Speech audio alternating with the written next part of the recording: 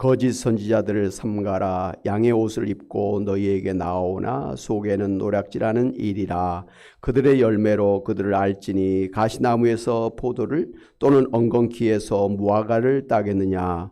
이와 같이 좋은 나무마다 아름다운 열매를 맺고 못된 나무가 나쁜 열매를 맺나니 좋은 나무가 나쁜 열매를 맺을 수 없고 못된 나무가 아름다운 열매를 맺을 수 없느니라. 아름다운 열매를 맺지 아니하는 나무마다 찍혀 불에 던져지느니라. 이러므로 그들의 열매로 그들을 알리라. 나더러 주여 주여 하는 자마다 다 천국에 들어갈 것이 아니요 다만 하늘에 계신 내 아버지의 뜻대로 행하는 자라야 들어가리라. 그날에 많은 사람이 나더러 이르되 주여 주여 우리가 주의 이름으로 선지자 노릇하며 주의 이름으로 귀신을 쫓아내며 주의 이름으로 많은 권능을 행하지 아니하였나이까 하리니 그때에 내가 그들에게 밝히 말하되 내가 너희를 도무지 알지 못하니 불법을 행하는 자들아 내게서 떠나가라 하리라. 그러므로 누구든지 나의 이 말을 듣고 행하는 자는 그 집을 반석 위에 지은 지혜로운 사람 같으리니 비가 내리고 장수가 나고 바람이 불어 그 집에 부딪히되 무너지지 아니하나니 이는 주추를 반석 위에 놓은 까닭이요 나 이 말을 듣고 행하지 아니하는 자는 그 집을 모래 위에 지은 어리석은 사람 같으리니 비가 내리고 장수가 나고 바람이 불어 그 집에 부딪힘에 무너져 그 무너짐이 심하니라. 아멘. 할렐루야. 오늘 성경에 보면 예수님은 거짓 선지자들이 그들의 가르침과는 다르게 산 것이 문제임을 지적해 주셨습니다. 그러면서 비유를 들어서 우리가 나무 열매를 보고서 그 나무가 어떤 나무인가를 판단할 수 있는데 좋은 열매를 맺는 나무는 역시 좋은 나무요. 나쁜 열매를 맺는 나무는 근본이 나쁜 나무인 것을 우리가 알 수가 있습니다. 마찬가지로 거짓 선지자들이 하나님의 말씀과는 다르게 사는 것을 보면 그들이 하나님의 참 선지자가 아니라 거짓 선지자들인 것을 알 수가 있다고 말씀해 주셨습니다. 그런데 이런 거짓 선지자들의 심각한 문제는 거짓 선지자들이 양의 옷을 입고 우리에게 나오나 속에는 노략질하는 일이라는 것입니다. 한마디로 거짓 선지자들은 양의 탈을 쓰고서 나타나서 양들을 해치는 늑대와 같다는 그런 말입니다. 오늘 예수님 말씀을 들으면 거짓 선지자들은 심지어 예수님을 주여 주여 부르면서 주의 이름으로 선지자 노릇을 하고 주의 이름을 귀신을 쫓아내고 주의 이름으로 많은 권능을 행하기까지 한다고 하셨습니다. 여러분, 이 정도 사람들이면 아주 대단한 사람들 아닙니까? 우리 주변에 소위 예수님 이름으로 귀신을 쫓아내고 기적을 일으키는 능력을 행하는 사람이라고 한다면 신유의 능력을 행하는 유명한 부흥사 목사님이거나 자칭 신사다라고 하는 그런 사람들이 아니겠습니까? 그러면서 자칭 하나님의 종이라고 부르고 사람들에게 선지자 대우를 받으면서 살고 있지 않습니까? 그런데 그런 능력을 나타내는 사람들일지라도 실제로는 거짓 선지자들이 있다는 것입니다. 그들이 예수님을 주라고 부르는 것은 진정한 믿음이 아니요 그들이 행사하는 능력은 예수님이 주시는 능력이 아니라 사단 마귀가 주는 능력이기 때문에 예수님께서는 그들을 도무지 알지 못하니 불법을 행하는 자들아 내게서 떠나가라고 내치신다고 하셨습니다.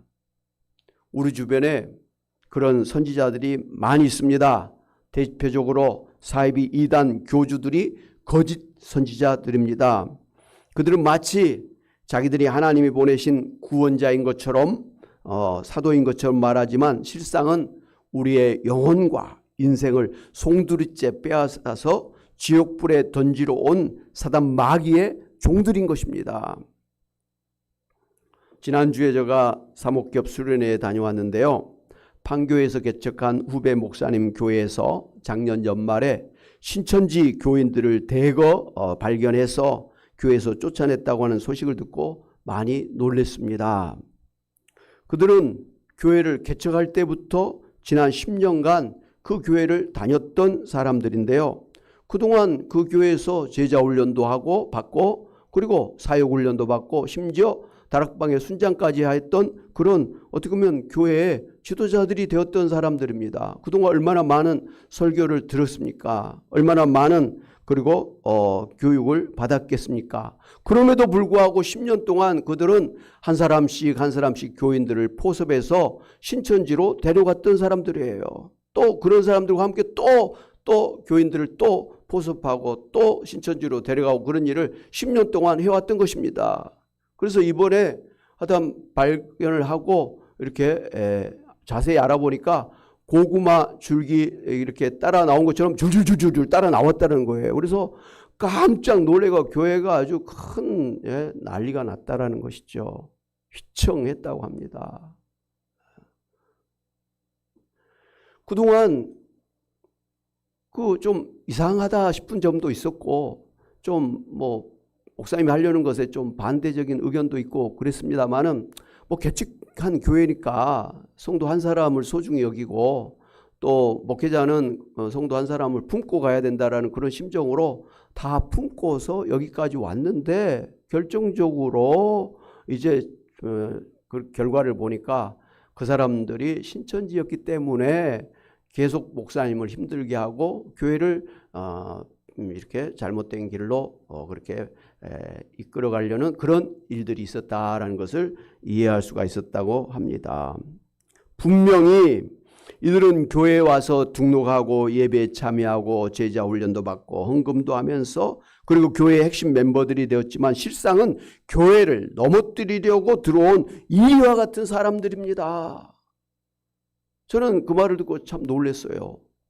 비록 신천지 사람일지라도 그 목사님 성품도 강직하고 아주 또 강하게 제자훈련 시키신 목사님, 설교도 잘하시는 목사님이니까 제자훈련 받다 보면 또 말씀의 은혜를 받다 보면 신천지가 잘못됐구나, 우리가 잘못됐구나 하고 좀 돌이킬 법한데 하나도 변화가 없이 오히려 자기들의 그런 교리를 가지고 교인들을 이제 또 포섭을 해가지고 이끌어 가고 있었으니까 야 진짜 나쁜 사람들이구나, 안 변하는 사람들이구나, 그런 생각을 하게 됐습니다. 우리들 주변에도 그렇게 우리 영혼을 무너뜨리려고 다가오는 악한 사람들이 있을 수 있다라는 것을 경계를 하고 영분별을 해서 우리 영혼이 죽는 일이 없도록 사단 마귀와 함께 지옥불에 떨어지는 일이 없도록 경계해야 될 줄로 믿습니다. 예수님께서는 나쁜 열매를 맺는 나쁜 나무는 찍혀 불에 던져지는 것처럼 나쁜 열매를 맺는 거짓 선지자들은 예수님의 심판날에 지옥 심판을 받게 될 것이라고 그렇게 말씀하셨습니다. 오늘 21절 말씀 보니까 나더러 주여 주여 하는 자마다 천국에 들어갈 것이 아니요 다만 하늘에 계신 내 아버지의 뜻대로 행하는 자라야 들어가리라 했습니다. 천국에 들어가는 사람은 어떤 사람입니까? 예수님을 말로만 주여 주여 부르는 자가 아니라 하나님의 뜻대로 행하는 사람이 천국에 들어간다, 이런 말씀입니다. 이 말씀을 하면서 예수님께서 비유로 반석 위에 지은 집, 모래 위에 지은 집의 말씀을 해 주셨습니다. 예수님의 말씀을 듣고 행하는 사람은 반석 위에 집을 짓는 사람과 같지만 예수님 말씀을 듣고도 행하지 아니하는 사람은 그 집을 모래 위에 지은 사람과 같아서 비가 내리고 창수가 내리고 나고 바람이 불어 그 집에 부딪힘에 크게 무너진다고 했습니다. 최근에 북한의 압록강 근처에 회령이라고 하는 도시가 있는데 거기에 그런 이제 사진을 찍어서 동영상을 찍어서 올려놓은 그런 것들을 보면서 참 놀랐습니다. 북한 땅이 그냥 막 건물을 짓는데 아주 속도전이라 그래가지고 빨리 그냥 막 건물을 짓고 그렇게 해서 아파트도 짓고 뭐 살림집도 짓고 뭐 이런 일들이 있는데, 이게 문제가 뭐냐면 철근도 들어가지 않고 철골도 없이 벽돌이나 흙으로 짓고 뭐 철근이라 그래봤자 몇 가닥 이렇게 놓고 그러니까 바람이 불고 장마가 되고 그러니까 기반이 약해져 가지고 집이 기울어지면서 그냥 와르르 무너져 버린 거예요. 회령시의 압록강 근처의 집들이 거기는 계속해서 홍수가 많이 나잖아요. 아직도 목탄차 또 목탄으로 또 떼고 뭐 이러다 보니까 나무가 남아나질 않아요. 그러니까 산에 나무가 없으니까 비가 오면 결국은 땅속에 들어간 게 아니라 그대로 막 흘러나오니까 그게 큰 물이 돼서 또 농사 짓는 거 다 망치고, 또 하천에는 또 토사가 쌓여가지고 또 범나무라고 이게 막 계속 악순환이 되는 거예요. 그러다 보니까 집이 밑에 기반을 아주 튼튼하게 세멘 같은 거로 하거든요. 반석 위에다 집을 지어야 되는데 그냥 땅 위에다가 그냥 대충 막 집을 올리니까 당연히 비가 많이 오면 기반이 무너질 거 아닙니까? 그러니까 집이 무너지는 거예요. 근데도 또 그 짓을 하는 거예요. 왜? 또 빠르게 막 지어라 그러니까 안 지으면 또 문책을 당하니까 막 빨리빨리 막 하다 보니까 이런 눈가림이 되어지고 엉터리 같은 집들이 지어져서 결국은 또 무너지고 그런 일이 일어나더라는 것이죠. 참 북한 땅을 보면서 안타까운 마음이 많이 들었습니다. 북한 땅의 지금의 그런 국가의 목표가 뭡니까? 북한 땅 국민들에게, 소위 민중들에게 쌀밥 먹여주는 게 나라의 최고의 목표라고 하지 않습니까? 거기다가 고깃국 먹으면 최고라고 하면서 쌀밥 먹게 해주겠다고 그러면서 하는데, 실상은 보립쌀도 제대로 배급을 해주지 못해서 굶어 죽는 사람들이, 어린아이들이 그냥 영양실조로 죽어가는 일들이 지금도 많이 있다고 합니다. 평양시만, 소위 공산당원들이 사는 평양시만 번드르하게 그렇게 짓고 있지, 실상은 북한 전역에 있는 그런 대부분의 민중들은 참 하루 한 끼 먹기도 힘든 그런 힘든 시간들을 보내고 있다. 그러면서 무슨 그렇게 핵 미사일을 만드니 전쟁을 하느니 그렇게 하고 있다는 게 너무 안타까웠어요. 그 민중들이 불만이 많으니까 그것을 대외적으로 그런 전쟁의 분위기를 해가지고 수습하고 있지 않은가 하는 그런 의심이 드는 거예요. 또 그런 정황들도 많이 있고요. 요즘 얼마나 전쟁을 곧 할 것처럼 공포를 하지 않습니까?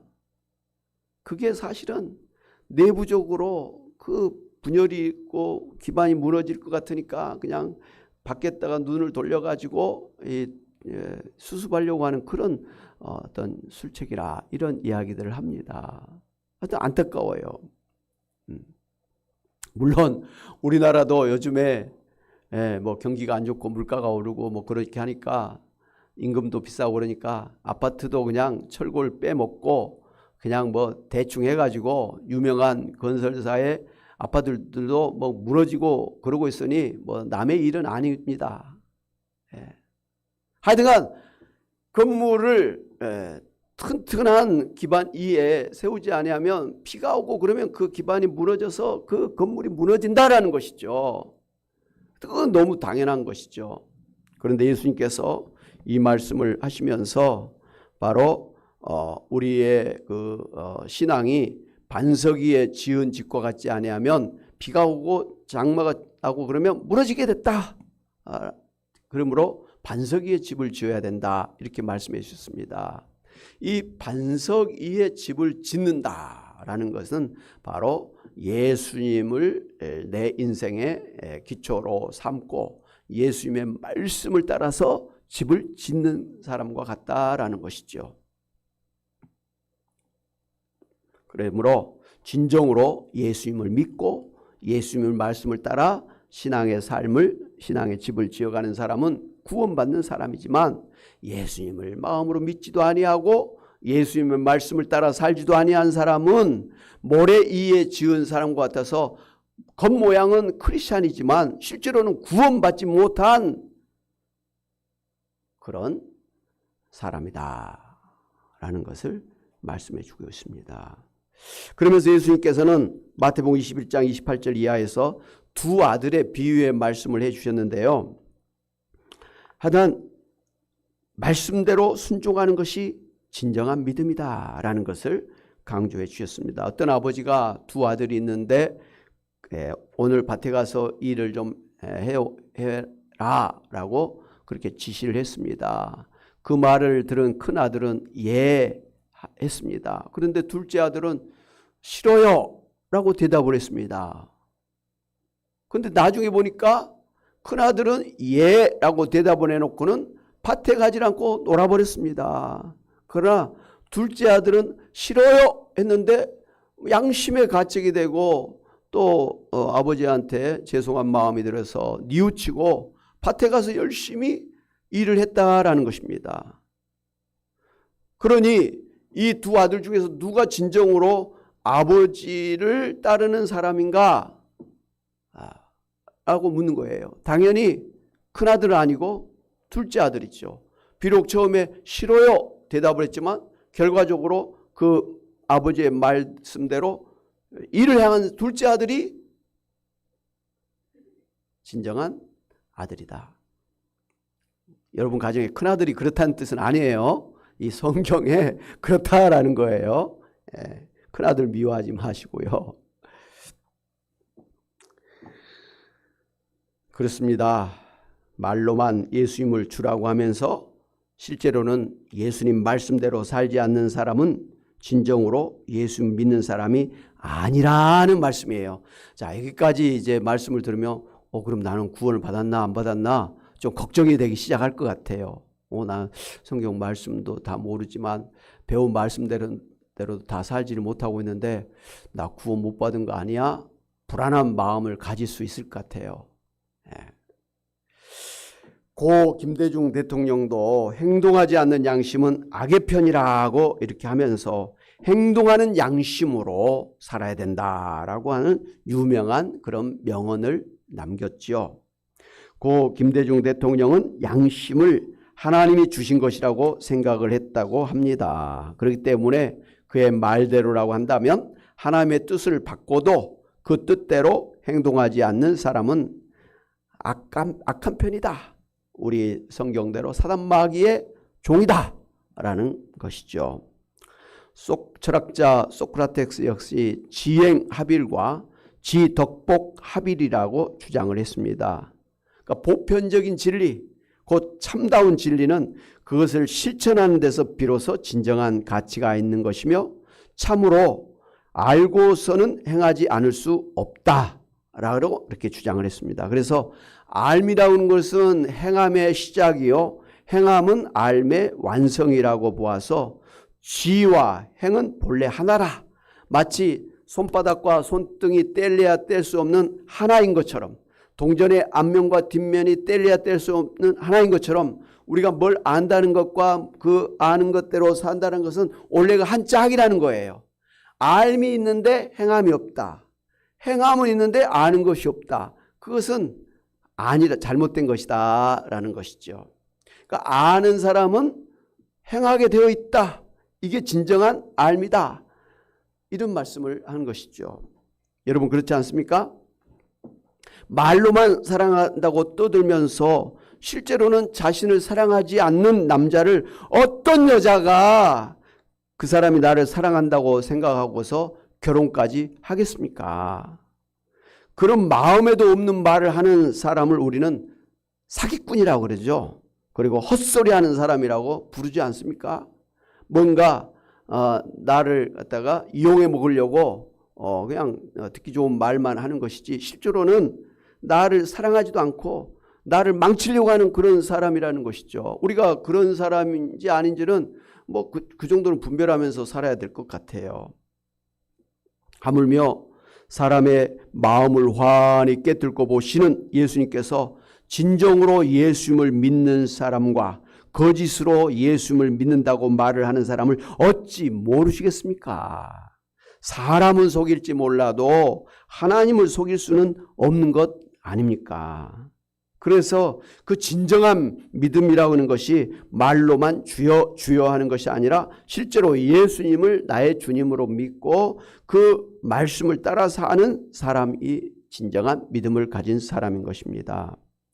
여러분, 구약시대에 하나님께서 이스라엘 백성들에게 진노하신 대부분의 이유가 무엇입니까? 그들이 입으로는 하나님을 막 부르면서도 그 마음에 하나님이 없다는 것 때문에 그렇습니다. 그러니 율법을 행한다고 하면서도 제대로 율법을 행하지 못하고 형식적으로 눈속임으로 행했던 것입니다. 그것이 어떻게 하나님 앞에 통할 수가 있겠습니까? 그런데도 이 유대인들은 하나님 앞에 그렇게 했다는 것이죠. 하나님이 앞에 그렇게 눈속임을 하면 하나님 앞에 통할 줄 알고 그렇게 제사를 드리고 살았다라는 것이죠. 엉터리 같은 그런 삶을 살았던 사람들이기 때문에 하나님께서 제발 너희의 그 재물을 갖고 오지 말라. 하나님 앞에 제사를 드리지 말라. 지겹다. 안 받았죠. 그러므로 오늘 우리도 진정으로 예수님을 나의 주님으로 마음속으로 믿을 뿐만 아니라 예수님의 말씀을 따라 순종하는 사람이 되어야 될 것입니다. 우리 이렇게 말씀을 아는 것대로 행하는 것, 그리고 예수님을 믿는 믿음대로 사는 것, 이걸 갖다 우리가 좀 사자성어로 지행합일, 그리고 신행합일이라고 이렇게 이야기를 합니다. 왜 이게 중요합니까? 오늘 우리 예수 믿는 사람이라고 하면서도 이 예수님 당시의 바리새인들처럼 말이죠. 예수님 믿습니다. 나름대로 성경 공부를 하고 뭐 이러면서도 그 말씀을 지식으로만 그냥 그치고 실제로 그 말씀대로 살지 아니하는 그런 무늬만 크리스찬 사람들이 있기 때문에 문제인 거예요. 겉으로만 무늬로만 크리스찬 사람은 진정한 크리스찬이 아니다라는 것이에요. 그 사람은 구원이 없다라는 것이죠. 그러므로 오늘 우리는 마음으로 예수님을 나의 주님으로 믿고 따르고 또 예수님의 말씀은 곧 왕의 말씀이다. 하나님의 말씀이다. 나를 인도하시는 주님의 말씀이라고 생각하면서 그 말씀대로 따라 살아야 되는 거예요. 자식들이 부모님의 말씀을 따라 사는 것처럼 직장에 가서 직장 상사의 어떤 지시를 싫어도 힘들어도 그거 해내야 되지 않습니까? 그 군인들이 이에 장교가 지시한 대로 명령한 대로 따라야 되는 것처럼 오늘 우리도 나의 주님이신 예수님이라고 믿는다고 한다면 예수님의 말씀을 따라 사는 것은 너무너무나 당연한 것 아니겠습니까? 아니 예수님께서 말씀하시는데도 싫어요. 나는 내 마음대로 할 거예요. 그게 어떻게 예수님을 나의 주님이라고 나의 하나님이라고 믿는 것입니까? 그건 아니잖아요. 진정으로 믿는다면 그 말씀대로 따라야지요.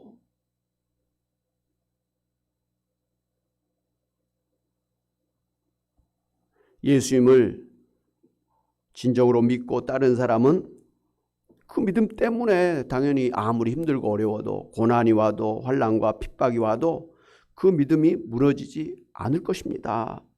아무리 힘들어도 끝까지 예수님을 나의 주님으로 믿고 고백하면서 그 말씀을 붙들고 순종하며 살 것입니다.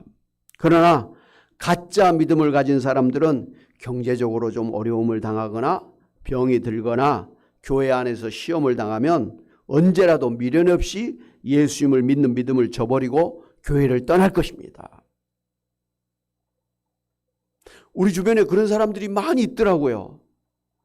우리나라에 이단들 있잖아요. 신천지, 통일교, JMS, 하나님의 교회. 거기에 간 많은 사람들이 교회 다녔던 사람들이에요. 심지어 교회 장로, 권사, 심지어 목사님들도 거기에 가 있다라는 것이죠.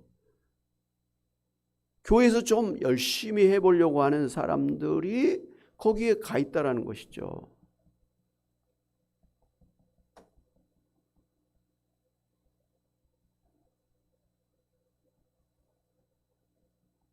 예수님만이 우리의 유일한 구원자라고, 예수님만이 우리의 죄를 대속해서 십자가에서 피를 흘리심으로 우리의 죄를 대속해 주신 우리의 유일한 희생 제물이시라고 교회에서 그렇게 가르칩니다. 근데도 그 가르침을 제대로 믿지 않기 때문에 예수님만 믿어서는 구원이 없다. 예수님의 십자가로는 우리의 죄가 다 용서를 받지 못하기 때문에 소위 이단들의 그 교주를 믿어야만 구원을 받고 천국에 간다. 예수님의 말씀만으로는 부족하다. 그 교주들의 그 어떤 그 말씀을 다시 받고 새 말씀을 받아가지고 그 말씀대로 행해야만 구원을 받는다. 이런 생각을 하면서 거기에 가 있는 것 아닙니까? 여러분, 우리 교회에서 그렇게 가르쳐 준 적이 없지 않습니까? 오직 우리를 구원하실 분은 오직 예수님밖에 없습니다. 아멘? 우리 그렇게 분명히 가르치지 않습니까? 왜 예수님밖에 없느냐? 우리가 이렇게 병들고 늙고 죽고 지옥에 가는 이유가 죄 때문이잖아요. 근데 우리 스스로는 죄를 해결하지 못하기 때문에 구원이 없는 거 아닙니까? 천국에 못 가는 거 아닙니까? 그런데 우리의 죄값을 다 갚을 수 있는 구원자가 계시는데 바로 예수님인데, 예수님은 죄가 하나도 없는 그런 하나님의 아들이시기 때문에 그 피가 우리의 죄를 다 갚고도 남는 그런 피이기 때문에 예수님만이 우리를 구원하는 구원자가 되실 수 있는 것입니다. 다른 사람은 우리와 마찬가지로 좀 정도의 차이가 있지만 다 죄를 짓는 사람들이에요. 같이 그 죄 때문에 심판받고 지옥 갈 사람이 무슨 나를 구원할 수가 있겠느냐는 거예요. 문선명이도 이만희도 정명석도 다 우리와 같은 죄를 짓는 사람인데 결과를 보면 우리와는 비교할 수 없는 죄를 짓는 아주 죄덩어리 사람들이라는 것을 볼 수가 있습니다. 거짓말할 뿐만 아니라 물질을 착복하고 심지어 그 성적으로 착취해가지고 난리를 쳐서 그렇게 하고 있지 않습니까? 그런 사람들이 무슨 우리의 구원자가 될 수 있습니까? 어떻게 그런 사람들을 자신을 구원하는 구원자라고 믿고 따르고 있느냐는 말이죠. 성경을 제대로 알고 믿었다면 절대로 따라갈 수 없는데, 교회에서 좀 시험 들었다고 말이죠. 목사님한테 좀 상처받았다고 해가지고 좀 교회가 시시하다고 해가지고 그런데 따라가면 안 된다는 것 아니겠습니까? 저는 신앙생활하면서 그런 생각을 많이 했어요. 신앙이 물론 좋은 사람은 정말 존경해야죠. 근데 교회 안에 보면 신앙생활을 하는데 좀 시시한 분들도 있어요. 성경도 잘 모르고 또 교회 봉사도 잘 못하고 헌금생활도 제대로 못하고 이런 분들이 있어요. 예. 그런데 저는 결론적으로 비록 성경을 잘 모르고 교회 봉사도 잘 못하고 형편이 안 돼서 헌금생활도 잘 못하고 그럴지라도 예수님 믿는 사람이라고 한다면 그 사람은 대단한 사람이다. 예. 성경적으로 보면 하나님께서 그를 만세전에 선택하셔서 예정하시고 작정하셔서 구원하신 하나님의 사람이다. 그렇기 때문에 좀 신앙이 약한 사람일지라도 존중할 수밖에 없고 참으로 소중하게 생각할 수밖에 없다. 이런 생각을 하게 됩니다. 물론 열심히 막 열매를 많이 맺는 사람은 당연히 존경받고 하나님께서도 그런 사람은 100배로 축복을 해주시고 천국에 상급을 주시고 자녀 3, 4대까지 복이 되게 하시니 그분들이야 최고죠. 여러분도 다 그런 신앙의 삶을 사시기를 주님의 이름으로 축원합니다. 사랑하는 여러분, 여러분이 믿는 예수님을 여러분을 특별히 사랑하셔서 만세전부터 여러분을 구원하시기로 선택하시고 작정하시고 예정하셔서 예수 믿게 하셨고, 오늘처럼 교회에 나와서 예배하게 하시고 말씀을 듣고 순종하게 하시고 기도하게 하시고 봉사하게 하시고 전도하게 하시고 교회를 세우는 일꾼이 되게 하신 것을 믿으시기 바랍니다. 여러분이 교회에 나와서 예배드리고 말씀을 배우고 기도하고 찬송하고 봉사하고 헌금하고 전도하는 이 모든 게 여러분의 그 신앙이 행동으로 지금 나타난 열매들이라 이 말씀이에요. 그게 좀 시시할지라도 열매인 겁니다. 그런데 여러분 그 자신의 이력서에 종교란에 기독교라고 쓰는데 교회는 안 나가. 교회 나간 적이 없어. 물론 뭐 옛날에야 좀 나갔겠지만 안 나가. 여러분 그 사람은 예배도 드리지 않죠. 성경도 읽지 않죠. 기도도 안 하죠. 헌금도 안 하죠. 봉사도 안 하죠. 전도도 안 하죠. 교회 뭐 일꾼도 아니죠. 행위가 없지 않습니까? 종교란에 기독교 써놓고 아무 행함이 없는, 열매가 없는 사람은 오늘 예수님 말씀대로 하면 행함이 없는 사람이에요. 그런 사람은 구원이 없는 사람이라 이 말씀이에요.